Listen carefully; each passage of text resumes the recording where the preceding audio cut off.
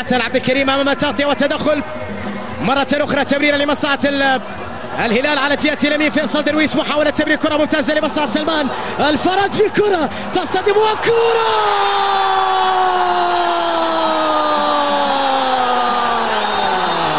هدف للزعيم،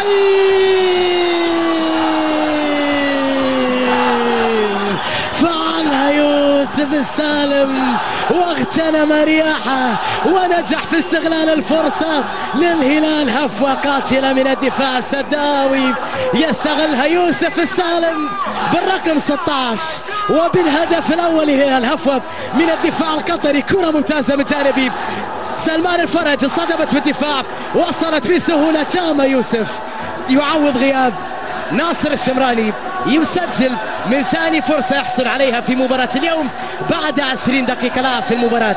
الزعيم يقول أنا في المقدمة، الهلال يتقدم وقد اعتاد على الزعيم السعودي والزعيم القطري. كرة خطيرة وركلة جزاء، ركلة جزاء لمصلحة جرافيتي.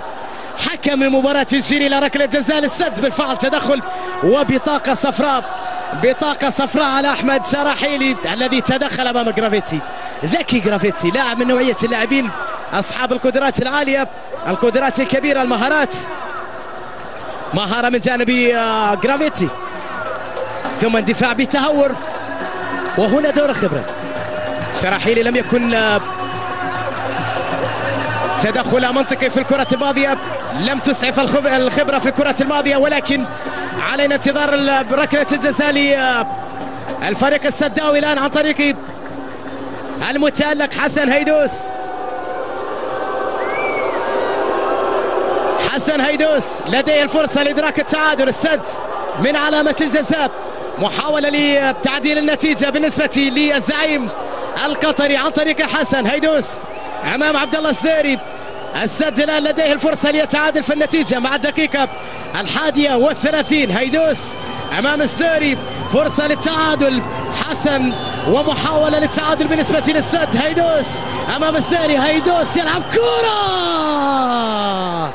التعادل للزعيم القطري، يصل السد إلى التعادل من علامة الجزاء. حسن هيدوس يسجل في مرمى الهلال.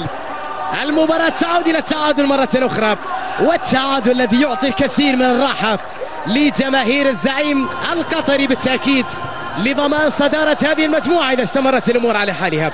هيدوس يضع الكرة في الشباك، يتعادل السد عن طريق نجمي حسن هيدوس، واحد من بين 3 لاعبين في تشكيلة السد الحالية، كانت من ضمن الفريق الأساسي الفائز بكأس. جهة اليسار الزوري، استقبال مثالي في الجهة اليسرى، الكرة العرضية نحو القائم الثاني لبعاد من جانب الدفاع، من في الانتظار، الكرة إلى سلمان الفرج، الأنيق، المهارة، المرور، المهارة، التمرير، وكرة جميلة.